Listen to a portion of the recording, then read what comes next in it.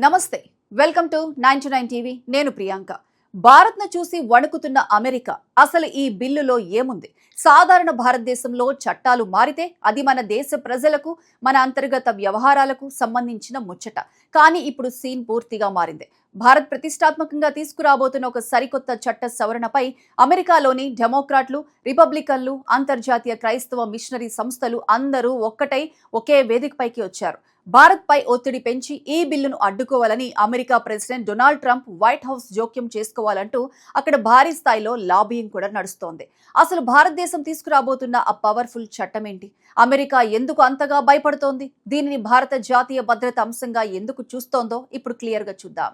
ఈ మొత్తం అంతర్జాతీయ వివాదంలో ఉన్న మెయిన్ క్యారెక్టర్ ఎఫ్సిఆర్ఐ అంటే foreign contribution regulation act simple గా చెప్పాలంటే విదేశాల నుంచి భారతదేశంలో ఉన్న సంస్థలకు వచ్చే ఫండ్స్ లేదా నిధులను నియంత్రించే చట్టం మన దేశంలో వేలాది ఎన్జిఓలు సామాజిక సంస్థలు విద్యా సంస్థలు మరియు మతపరమైన ఆర్గనైజేషన్లు విదేశాల నుంచి చట్టబద్ధంగానే నిధులు స్వీకరిస్తుంటాయి కానీ ఆ డబ్బు అసలు ఎక్కడి నుంచి వస్తోంది ఎవరు పంపిస్తున్నారు ఏ అవసరం కోసం ఇక్కడ ఖర్చు పెడుతున్నారు అనే విషయాలను పక్కాగా పర్యవేక్షించడమే ఈ ఎఫ్సిఆర్ఏ చట్టం యొక్క ముఖ్య ఉద్దేశం అయితే ఇప్పుడు కేంద్ర ప్రభుత్వం ఈ చట్టాన్ని మరింత పటిష్టం చేస్తూ ఎఫ్సిఆర్ఏ 2026 సవరణల బిల్లును తెరపైకి తెచ్చింది ఈ కొత్త బిల్లులో ఉన్న అత్యంత కఠినమైన కీలకమైన మార్పు ఏంటో తెలుసా ఏదైనా ఒక సంస్థ నిబంధనలు ఉల్లంఘించి తన ఎఫ్సిఆర్ఏ లైసెన్స్ కోల్పోతే లేదా ప్రభుత్వం ఆ లైసెన్స్ ను రెన్యువల్ చేయకపోతే విదేశీ నిధులతో ఆ సంస్థ భారత్ లో కొనుగోలు చేసిన ఆస్తులు భూములు భవనాలు చివరికి వారి బ్యాంక్ అకౌంట్ లో ఉన్న నిధులు అన్ని కూడా నేరుగా కేంద్ర హోం మంత్రిత్వ శాఖకు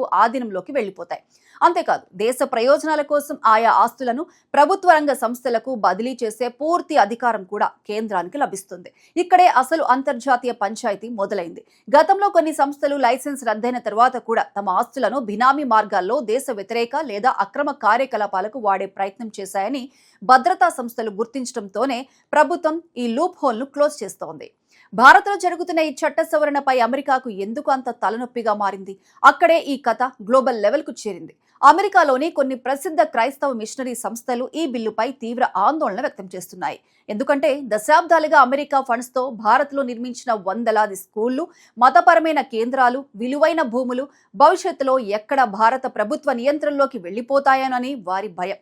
దీనికోసమే వాషింగ్టన్ లో లాబియింగ్ గ్రూపులు యాక్టివ్ అయి అమెరికా సెనేటర్లపై ఒత్తిడి పెంచుతున్నారు ఫలితంగా కొంతమంది అమెరికా లీడర్లు భారత్ లో మత స్వేచ్ఛ దెబ్బతింటోందంటూ అంతర్జాతీయ వేదికలపై విమర్శలు మొదలు పెట్టేశారు అయితే భారత్ మాత్రం ఈ అమెరికా వాదనలను లెఫ్ట్ హ్యాండ్ తో తిరస్కరించింది భారత ప్రభుత్వం చాలా స్పష్టంగా చెప్తోంది ఈ చట్టం ఏ ఒక్క మతానికో సంస్థకో వ్యతిరేకం కాదు హిందూ సంస్థ అయినా ముస్లిం సంస్థ అయినా క్రైస్తవ బౌద్ధ సంస్థలైనా లేదా పూర్తిగా మతేతర సామాజిక సంస్థలైనా సరే చట్టం అందరికీ ఒక్కటే లీగల్ గా పారదర్శకంగా పనిచేసే ఏ సంస్థకు ఎలాంటి ఇబ్బంది ఉండదు కానీ భారత్ దీనిని జాతీయ భద్రత కోణంలో చాలా సీరియస్ గా చూస్తోంది ఎందుకంటే ఇటీవల కాలంలో మన దేశ సరిహద్దు ప్రాంతాలు నక్సలైట్ ప్రభావిత ప్రాంతాలు మరియు సున్నితమైన లొకేషన్లలో కొన్ని విదేశీ నిధుల ప్రవాహం వెనుక అనుమానాస్పద లింకులు బయటపడ్డాయి అసలు ఇలాంటి విదేశీ నిధుల నియంత్రణ చట్టాలు కేవలం మన దేశంలోనే లేవు అమెరికాలో ఎఫ్ఏఆర్ఏ ఉంది రష్యాలో ఫారిన్ ఏజెంట్ లాస్ ఉన్నాయి చైనాలో కూడా కఠినమైన ఎన్జిఓ నియంత్రణ వ్యవస్థ ఉంది ప్రపంచ దేశాలన్నీ చేస్తున్న దాన్నే భారత్ కూడా చేస్తోందని